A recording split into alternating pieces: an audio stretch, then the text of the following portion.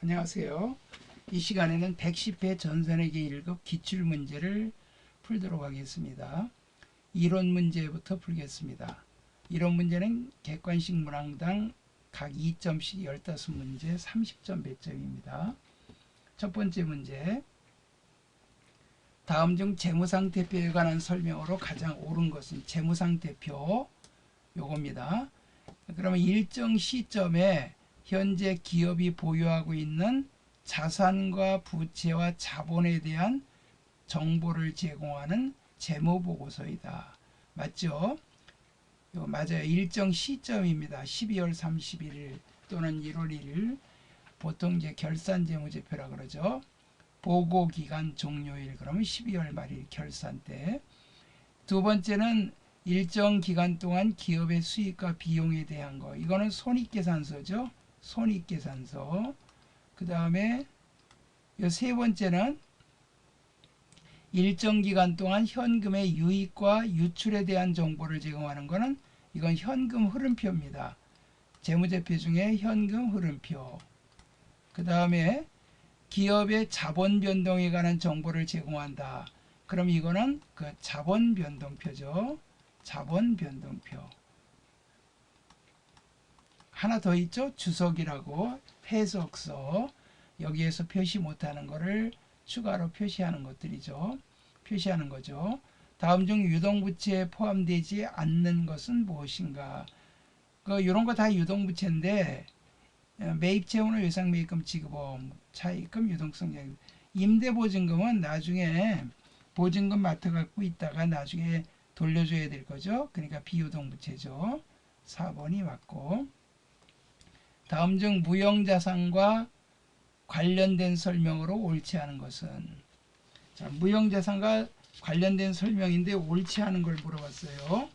자, 그러면 요거는 뭐냐면 연구 프로젝트에 발생한 지출이 연구 단계와 개발 단계로 구분할 수 없을 때는 다 그냥 연구 단계로 해서 단기 비용으로 처리합니다. 맞아요. 옳지 않은 거 물어봤죠. 이 문제를 잘 받게 돼 옳은 거 물어보는지 옳지 않은 거 물어보는지. 내부적으로 창출한 브랜드 고객 목록, 이걸 우리가 보통 이제 권리금, 영업권 그러는데, 내부적으로 창출한 이런 그 항목은 무형자산으로 인식할 수 없죠. 있다 그랬으니까 틀렸어요. 2번이. 무형자산은 회사가 사용할 목적으로 보유하고 있는 물리적 실체가 없다. 무형, 없을 무자. 그러니까 이건 맞는 얘기고요. 무형자산에 소비되는 형태를 신뢰성 있게 결정할 수 없을 경우, 그러니까 얼마씩 소비된지를 모를 때, 그럴 때는 정액법으로 하죠. 무형자산 중에 그 광어권 있죠. 그거는 캐내는 만큼 뭐 탄광이나 그다음에 뭐 유전이나 이런 데서 캐내는 만큼 생산량 비례해서 할 수 있는 건 생산량 비례법을 채택하지만, 그렇지 않은 건 정액법. 또 정률법도 채택할 수 있어요. 연수학기법도 할 수 있고. 근데 일반적으로 정액법을 기본으로 합니다. 다음 중 일반 기업회계 기준에 의한 수익 인식 시점에 대한 설명으로 옳지 않은 것은, 위탁 판매의 경우는 수탁자가 위탁품을 소비자에게 판매한 시점에 수익을 인식한다. 맞죠? 자, 이거 부탁받은 사람이 물건을 팔아야 그 매출이 되는 거죠. 언제 매출로 잡느냐 이거예요. 시용 판매의 경우, 이건 이제 시용 판매가 뭐예요? 써보고 마음에 들면 사세요 그러는 건데, 상품을 그 사람한테 그냥 인도 시점에 수익을 인식한다. 틀렸죠? 그 사람이 의사표시를 해야 돼요. 구매 의사표시를 해야 그때 매출로 인식하는 거니까 2번이 틀렸어요. 요 광고 제작은 진행률이고요. 수강료는 강의 시간에 걸쳐 수익을 인식하고. 그 다음에 이제 5번, 재고자산의 단가 결정 방법 중 매출 시점에서 해당 재고자산의 실제 취득원가를 기록하여 매출원가를 대응시킴으로써 가장 정확하게 실제 취득원가를 이 매출원가로 서로 매출액에 대응시키므로 이 정확하게 파악하는 방법은 뭐냐? 개별법입니다. 개별법은 이번에 뭐 다이아몬드가 들어왔는데 1캐럿짜리 2캐럿짜리다. 그럼 1캐럿짜리가 먼저 들어왔지만 그렇게 따지는 게 아니고 그냥 1캐럿짜리를 이번에 얼마 받고 팔았다 이렇게 개별적으로 대응시키는 거예요. 이거는 이제 고가품일 때 개별법을 씁니다. 마트 같은 데서 개별법 썼다가는 그건 못하죠. 그 뭐 종류가 한두 가지예요. 그런 데는 대부분 다 선입선출법 채택합니다. 후입선출법은 세법에서 이 방법 다 인정하지만 법인세법에서 후입선출법은 국제 기준에서는 국제회계 기준에서는 이거는 인정 안 하고 있습니다. 이건 이익 조작 가능성이 있어요. 나중에 들어온 거 먼저 팔면 원가가 비싸지니까 물가 상승 시에 이익이 적게 표시될 수가 있거든요. 물가가 하락 시에는 또 선입선출법 했다, 또 상승 시에 이거 했다, 왔다 갔다 할 수 있기 때문에 이거는 인정을 안 해요. 다음 중 영업이익에 영향을 주는 거래로 옳은 것은, 영업이익에 영향을 준다 그러면 이제 판매비와 일반관리비죠. 판매비야. 일용직 직원에게 수당, 이거는 작급이라 그래서 판매비와 관리비에 속하죠. 월급 주는 거. 그러니까 이걸 일용직은 이제 작급이라고 분기하죠. 작급이라고 분기합니다. 사무직원에게 주는 건 급여, 생산직 직원에게 주는 것은 임금, 임시고용은 일용직은 잡급 이렇게 분기합니다. 그 다음에 다음에 거래를 적절하게 회계 처리했을 경우 당기순이익의 증가액은 얼마인가. 자, 그러면 여기 매도 가능증권은 따질 필요 없어요. 이거는 이거 가치가 떨어졌더라도 이거는 그 매도 가능증권 평가 손실은 이거는 기타 포괄손익, 여기 포괄손익이니까 요거는 그 자본에 속하는 거예요. 그 자본 항목 중에 하나이기 때문에 요거는 제외시키고, 장부금액이 단기매매증권 장부금액이 300인데 이걸 올라갔어. 그럼 플러스 30만원 됐죠? 자, 그런데 요거는 투자부동산은 장부금액이 900인데 처분은 880이야. 자, 20만원 손해봤죠? 그럼 이거 퉁쳐봐요. 얼마 이익 봤어요? 10만원 이익 봤죠? 10만원 증가.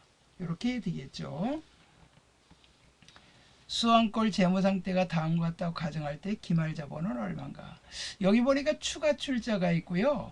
이익배당이 있어요. 이익배당은 이제 바깥으로 돈이 나가는 거니까 백이고, 추가 출자는 증가가 되는 거죠. 자본에. 그럼 기초자본금은 여기서 요거 빼면 돼요. 그럼 요거 얼마 나옵니까? 40만원 나오죠.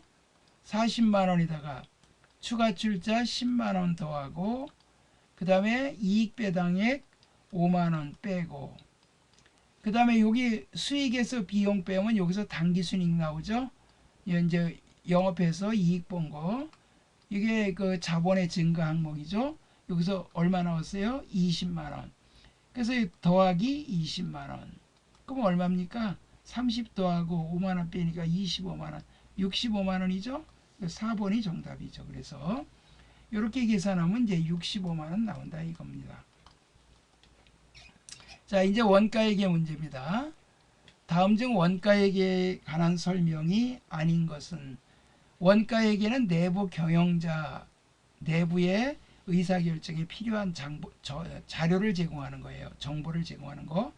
외부 정보 이용자에게 유용한 정보, 요거는 원가액이가 아니라 요거는 재무액이에요. 재무액에. 그리고 원가 통제에 필요한 정보, 원가 관리죠. 이게 원가가 비싸면 이익이 적게 나니까 원가를 좀 효율적으로 관리해서 좀 절감할 수 있도록 하는 거죠. 제품 원가 계산을 위한 원가 정보. 제품 원가 얼마인지 알아야 판매가 결정할 거 아니에요. 경영계획 수립과 통제. 경영계획도 수립할 수 있죠. 원가가 얼마 들어가는지 알고, 이거 생산 라인을 증가시킬 건가 감소시킬 건가 이런 것들 다. 그래서 1번이 틀렸습니다. 다음 중 원가 행태에 따라 변동원가와 고정원가로 분류할 때 대한 설명으로 올바른 것은, 자, 요거는요, 고정원가는 이렇게 똑같이 일치되는데 단가는 이렇게 줄어들어요. 이렇게 단가는. 왜냐하면 대량 생산하면 단가가 줄어들죠. 그런데 변동원가는 총원가는 이렇게 변하는데 단가는 일정이에요. 일정 이렇게. 그러면 보세요. 변동원가는 조업도가 증가할수록 총원가는 증가한다. 맞죠? 설명이 올바른 것은. 그러니까 이거는 1번 설명은 이게 틀린 말이 아니고 맞는 말이에요. 맞아요. 올바른 것은 딱 하나밖에 없으니까. 변동원가는 조업도가 증가할수록 단위당 원가 증가한다. 아니에요. 여기 지금 일정하죠? 하나 만들 때 100원, 두 개 만들 때 200원, 세 개 만들 때 300원. 빵 만들 때 말이에요. 밀가루 값이. 그러면 그냥 다 100원씩 들어가죠. 뭐 개당. 그러니까 일정하죠. 일정하다. 그 다음에 고정원가는 조업도가 증가할수록 총원가도 증가한다. 틀렸죠? 이건 고정이죠. 고정. 자, 여기 지금 일직선이잖아요. 고정원가는 조업도가 증가할수록 단위당 원가 증가. 아니죠? 이거는 감소하죠. 특히 이건 체감이에요. 체감. 이렇게 줄어들잖아요. 지금 점선이 단가입니다. 자, 14번. 다음 중 보조원가 배부에 대한 설명으로 옳지 않은 것은 보조부문의 원가 배부 방법으로는 직접, 단계, 상호 어떤 방법을 사용하더라도 전체 보조부문의 원가 차이는 없어요. 뭐 어느 방법을 쓰든지 보조부문 전체 금액은 똑같아요. 근데 상호 배분법을 사용할 경우 상호 간의 수수를 고려하기 때문에 어떤 배부 방법보다도 정확도가 높다고 할 수 있다. 정확하다 이 말입니다. 이것도 맞아요. 옳지 않은 거 물어봤죠? 단계 배부법을 사용할 경우 배부 순서를 정하여서 하는데 그 배부 금액이 순서에 따라 달라집니다. 차이가 없다 그랬으니까 틀렸어요. 그래서 3번이 답이에요.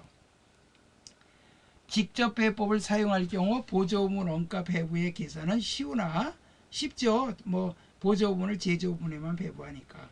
상호 수수에 대해서는 전혀 고려하지 않는다. 맞아요. 그래서 우리가 직접 배법, 단계 배법, 상호 배법 가장 우수한 배법이 상호 배법이에요. 근데 계산이 좀 복잡한 단점이 있죠. 단계는 배부 순서가 중요하고 직접 배법은 계산이 간단하나 부정확한 방법이죠. 개별원가 계산과 종합원가 계산에 대한 설명으로 옳지 않은 것은 개별원가 계산은 작업 지휘서 맞죠? 이렇게 작업하시오. 왜냐하면 이 개별원가는 다품종 소량 생산이에요. 여러 가지 주문 받으면 그 제품이 모양이 다 달라요. 우리 빌딩 질 때 빌딩 모양이 다 다르잖아요. 배 만들 때 조선업 거기서 뭐 화물선, 유조선 뭐 이렇게 나오면 그런 거 다 모양이 다 다르잖아요. 그러니까 작업 지휘서가 필요하다고 개별로. 그 다음에 주문형 소량 생산 맞아요. 종합원가 계산은 공정별 대량 생산. 그 다음에 종합원가는 공정별로 하기 때문에 적용할 수 없다가 아니라 적용할 수 있다. 이렇게 되죠. 자, 13번 부가가치세법상 사업자 등록 정정사유가 아닌 것은 자, 정정사유는 요거는 그냥 고치면 돼요. 가서 변경신고를 하러 왔다 그러면 정정신고하러 왔다 그러면 그 자리에서 새로 발급해줘요. 근데 증여로 인하여 사업자 명의가 변경되면 완전히 이거는 폐업사유예요. 이거는 폐업하고 새로 등록증을 새로 발급을 받아야 돼요. 그래서 이거는 폐업사유. 그러나 증여는 폐업사유지만 상속도 정정사유입니다. 그냥 뭐 상속은 그냥 상속받는 거잖아. 뭐 우리가 뭐 이렇게 회사를 통째로 뭐 인계를 받더라도 이거는 상속이라는 건 그냥 이렇게 흘러 내려온 거니까 위에서부터 뭐 직계 비속이든 뭐 관련자든 상속받는 사람이 상속받은 거니까 이것도 변동사항이에요. 이것도 정정사유. 근데 요 증여나 매매로 인한 거, 증여 또는 그 사업을 매매했어. 그러면 개인 사업자예요. 주로 개인 사업자. 개인 사업자가 폐업사유고 법인 사업자의 대표자 변경은 정정사유입니다. 법인 그 대표자는 그 전문 경영인이지 소유주가 아니잖아요. 부가가치세법상 영세율에 대한 설명으로 가장 옳지 않은 것은 뭐 수출하는 재화에 대해 영세율 적용 맞고요. 수출 산업을 지원할 효과 맞고요. 영세율을 적용하더라도 완전 면세를 기대할 수 없다. 틀렸죠? 완전 면세입니다. 왜냐하면 매출할 때 부가세 못 받고 우리가 그 매입할 때 냈던 부가세는 세무서로부터 돌려받습니다. 그건 조기 환급 15일 이내로 그 다음에 일반 환급은 30일 이내로 그 25일 날 신고하잖아요. 다음 달 그때로부터 그렇게 되고 확정 신고 기간에 해야 돼요. 일반 거는. 근데 이제 조기 환급은 매달 할 수도 있어요. 영세율은 소비지급과세 원칙이 구현되는 제도다. 소비하는 나라에서 부가세를 낸다 이거죠. 그 다음에 영수증 발급 대상 사업자가 될 수 없는 업종에 해당하는 것은 도매업은 이거는 세금에서 발행해야 돼요. 소매업 이런 것들 그래서 이제 목간여입, 목욕, 미용, 간이과세자 4,800만 원 미만인 경우 역외군송 그 다음에 입장권 발행하는 거 이런 거는 영수증 뺏기 발행 못해요. 절대 세금에서 발행 못합니다. 근데 소매업은 상대방이 요구하면 발행해줘야 돼요. 자 이제 실기를 하겠는데 요거는 이제 다운받은 거거든요. 그러면 이제 여러분들이 그 수험번호 여러분 수험번호 입력하고 이름 쓰고 그 다음 문제를 미리 나눠줍니다. 시험 시작 30분 전에 입시를 해야 돼요. 감독관 확인 번호를 알려주면 그 즉시 시험 시작이 되는 겁니다. 이거는 이제 다운받으면 이렇게 임시 수험 번호가 있고 그 다음에 감독관 확인 번호가 있습니다. 그러면 이게 3222죠. 3222 그리고 로그인을 하면 이제 열립니다. 그리고 요거는 시험장에 가면 USB에 요 분홍색 파일 요것만 당겨줍니다. 요것만 당겨 있는 그 USB를 주는데 시험 시작 전에 시험지하고 USB 나눠주면 USB에 꼬리표에 이름 수험번호 문제형 A형 B형 그 선택해서 체크하고 나중에 감독 확인 번호는 나중에 낼 때 그때 하시면 돼요. 그래서 이렇게 이제 열어 가지고 더블 클릭해서 열어 가지고 이제 한 겁니다. 열어 가지고 한 거고 자 이제 실기 문제인데 첫 번째 그래서 이렇게 열면은 이렇게 이론 문제 여기 객관식 이렇게 클릭 시험지에 낙서할 수 있어요. 방금 전처럼 이론을 그렇게 체크했다가 여기다 나중에 조회 문제까지 다 풀고 입력하고 이거 하고 다 클릭하고 닫기 하고 실기 다 입력한 다음에 이거 답안 저장 버튼 누르고 USB 빼서 내면 됩니다. USB를 나눠주는데 USB를 열어야지 바탕화면에 있는 건 이거를 열어서 시험 보는 거 아닙니다. 절대 조심하세요. 자 그러면 1번 기초정보 자 여기에 거래처 등록 신용카드 탭에 추가 입력하시오. 거래처 등록 여기에 들어갑니다. 거래처 등록 들어가서 이거는 그 신용카드 탭이니까 여기다 해야 돼요. 딴 데 하면 안 됩니다. 일반 거래처 금융기관 이건 예금이고 이건 신용카드예요. 자 코드 번호가 99850 코드 번호가 달라서 다른 데 입력이 안 됩니다. 하나카드 그 다음에 요거는 그 무슨 카드냐면 메이카드예요. 메이카드. 그럼 메이카드면 이렇게 되고 카드 번호가 있죠. 요거는 요 다시까지 다 찍어줘야 돼. 5531 다시 이렇게 찍어줘야 돼요. 프로그램이 이제 자동 나오게끔은 아직은 못 만든 것 같아요. 모르죠. 이제 바뀔지. 그 다음에 2804 이렇게 그 다음에 카드 종류는 요 사업용 카드 3번 선택하면 더 이상 입력할 거 없어요. 실무에서 이거 다 입력해야 됩니다. 그러나 여기는 더 입력할 게 없으니까 끄고 두 번째 문제 계정 과목 및 조교 등록 메뉴에서 여비교통비 판매관리 계정에 아래 조교를 추가로 등록하시오. 요거죠. 요거 열어가지고 자 이게 열어서 판관비 요 판관비를 클릭을 하고 코드 번호가 안 나왔기 때문에 여비교통비를 찾으세요. 여기 있네요.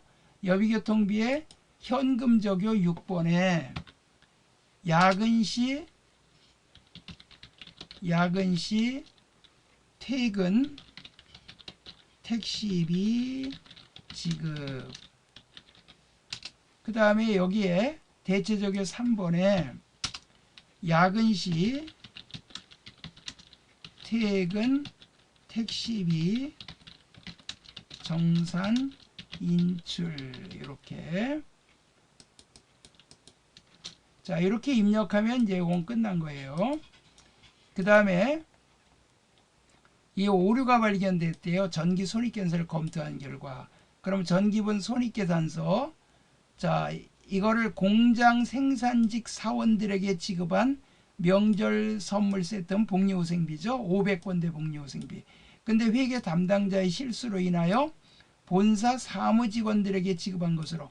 그러니까 이거는 원가 명세서에 들어가야 되는데, 이거는 이제 원가 명세서에 들어가는데, 이게 원가 명세서에 들어가야 되는데, 이게 이제 손익계산서로 잘못 갔대요. 그러면 손익계산서로 잘못 갔으니까 여기에 그 원가 명세서를 먼저 여세요. 열어 가지고 열어서 여기에 열어 가지고 이제 어떻게 하느냐면 그 공장 사무직원에게 지급한 명절 선물 세트는 복리후생비죠. 여기가 지금 100만 원을 이거 손익계산서에다가 집어넣었대요. 본사 사무직원. 그러면 이 복리후생비 여기다가 100만 원을 플러스 해주니까 1000만 원 되겠죠? 그러면 이게 이제 바뀌었어요. 단기제품 제조원가가. 그러면 이제 손익계산서로 들어가요. 손익계산서로 들어가서 자, 여기 제품 매출원가를 먼저 보세요. 여기 9520인데 원래 이게 여기 공장의 복리후생비에 100만 원 더하는 바람에 이게 늘어났죠? 그럼 이거 수정해 줘야 돼요. 이건 직접 입력하는 수밖에 없어요. 95200 이렇게. 그래 입력하고 이제 확인 버튼 누르면 이게 됐죠? 그리고 여기에 본사의 사무직원에게 지급한 복리후생비. 그러면 여기 복리후생비 여기서 빼줘야 되겠죠? 여기에다가 플러스 됐으니까. 그러면 2,900으로 이걸 해줘요. 그러면 여기서 빼고 앞에서 빼서 요거 늘리고 또 요거 이제 빼주니까 뭐 요 매출원가 비용은 늘어나고 여기 복리후생비는 줄어드니까 이건 변함이 없겠죠? 가볼까요? 한번 잉여금 처분계산서.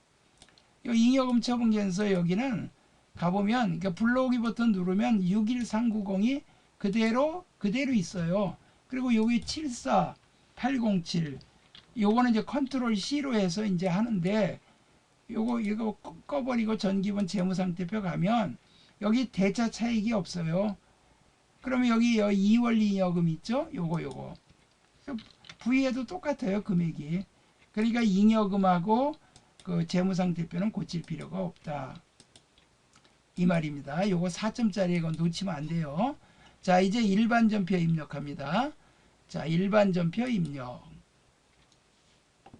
자, 일반 전표 입력인데 요거를 이제 보기 좋게 이렇게 좀 줄이겠습니다. 자, 이렇게 해가지고 이제 일반 전표를 이제 여기다 입력을 해주는 거예요. 자, 7월 4일이죠. 07월 041. 자, 여기에 나노 컴퓨터에 지급해야 될 외상매입금과 또 나노 컴퓨터로부터 수취해야 될 외상매출금을 상계 처리하고 잔액은 당좌 수표 발행에 지급했다. 그럼 500만 원 지급했는데 500만 원 내가 외상값을 지금 현재 갚은 거예요. 그럼 외상매입금을 요거 차변에 외상매입금을 나노 컴퓨터에 지금 500이죠. 500을 갚는데 내가 나노 컴퓨터한테 받아야 될 외상값이 있대요. 그러면 요거 역시 나노. 자, 이렇게 해서 요거를 지금 얼마냐면 300만 원 받을 거 있어요. 이거 퉁치는 거예요, 서로. 야, 내가 받을 거 있고 너한테 줄 거인데 서로 퉁치자. 그리고 퉁치고 나머지는 당좌 수표 발행했어요. 102번 당좌예금. 그럼 끝났죠? 실무에서 예금도 은행 적어야 된다는 거 잊지 마세요. 여기는 시험이니까 전산회계 시험에서는 이거 안 적어도 돼요. FAT나 TAT는 예금도 이거 적어줘야 됩니다. 적여도 현금 빼놓고는 실무에서는 다 적어요. 근데 이 거래처는 채권 재무는 꼭 적어야 되고 적요 8번 그 제품이나 원재료 제공금이 대변에 가면 적요 8 타개정 대책 그거는 잊지 마세요. 그것만은 꼭 해야 돼요. 그 다음에 9월 15일 자, 이 문제를 보니까 투자 목적으로 보유 중인 단기 매매 증권 천주 1주당 익명가액 5,000원 1주당 장부가액 9,000원에 대하여 1주당 1,000원의 현금 배당이 보통 예금 계좌로 입금됐으며 그러면 여기서는 볼 거 없어요. 지금 내가 주식을 투자 목적으로 보유 중인 단기 매매 증권 지금 1,000주거든요. 그럼 1주당 1,000원씩이니까 얘가 다른 거 볼 거 없어. 지금 이게 액면도 볼 거 없고 장부가액도 볼 거 없고 지금 뭐예요? 배당을 받은 거잖아. 배당이 보통 예금으로 입금이 됐대요. 그럼 차변에 여기에 차변에 뭐로 입금됐어요? 103번 보통 예금. 그래서 요 금액이 100만 원이죠. 100만 원. 그리고 대변에는 배당금 수익.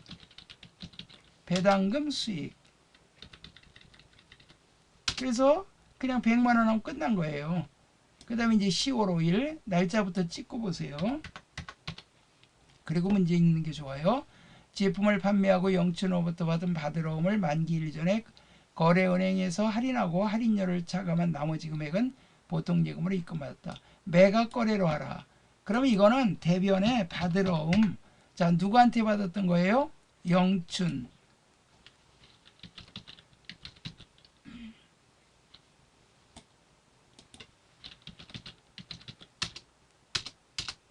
자, 금액이 500이죠.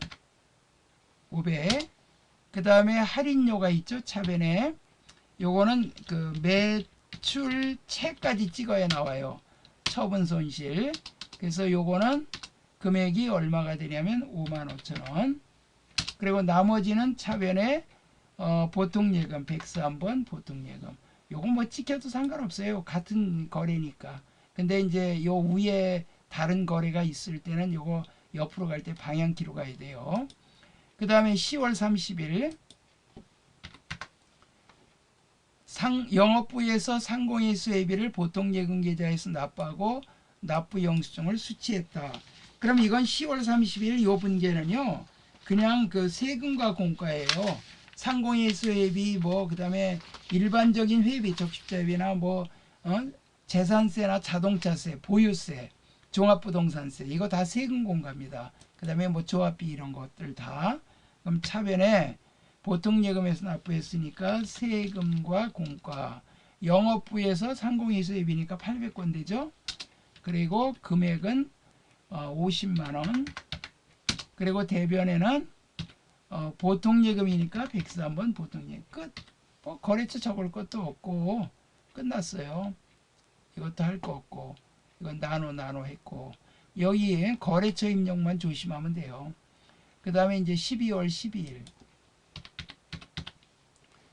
자금 조달을 위하여 발행해 있던 사채를 조기 상환하면서 보통 예금. 이 사채는 이 장부가의 액면 금액이지 내가 뭐 발행했다 그러면 이 장부가액 뭐 상대방이 가지고 있던 그 장부가액 취득했던 그건 상관없어. 우리하고 상관없어요.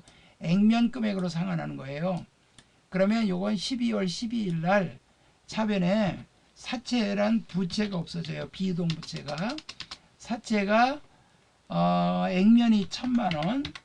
액면이 없어지는 겁니다. 자본금하고 사채 줄일 때는 액면이 없어져요. 대변에 보통 예금에서 나갔죠. 103번 보통 예금. 그래서 요게 980이 나갔어요. 980. 그러면 이제 980이 나갔는데 자 이거는 이제 대변에 여기 보니까 1,000만원짜리인데 980만원만 주고 상환했으니까 사채 상환이익 사채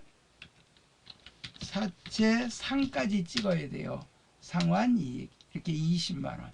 원래요 이거 그 세무이급이나 이제 어렵게 내면요 사채 할인 발행 차금 잔액이 얼마 있다 그러면 그 발행한 그 이 상환하는 금액의 발행 금액에서 발행 액면에서 상환하는 액면 그 해당되는 부분만큼을 할인 발행 차금도 없애줘야 돼요. 왜냐면 남겨둘 필요 없거든. 빚을 갚았는데 차금 뭐하러 남겨둬요.